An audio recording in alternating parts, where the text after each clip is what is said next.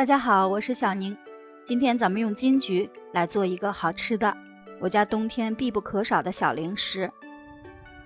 首先把金桔放到大碗里，加上1勺盐，再加上一些温水，浸泡上一会儿，再给它清洗干净。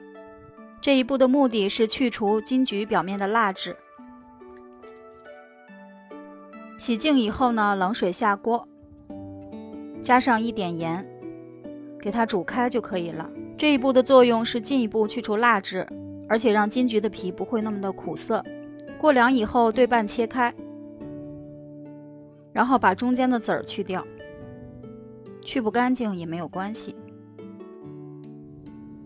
都处理好以后，重新放回锅中。1斤的金桔加入半斤的冰糖，也就是2:1的比例，把它们搅拌均匀，不需要加水，直接开小火开始开着盖子熬煮。之前金桔煮过，里边会有一点点的水分，所以熬煮呢也不会糊锅，一直煮到呢看不见糖冒泡，金桔变成这样透明的亮亮的颜色。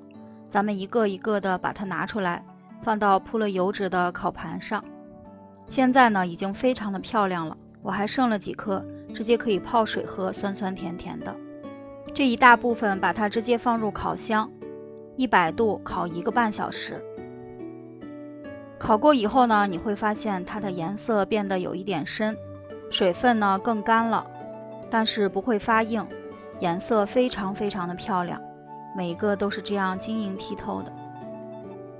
把它们从烤盘上拿起来，再撒上一些糖粉，用手这样给它抓匀，让糖粉均匀地裹在金桔上，装盘就可以吃了。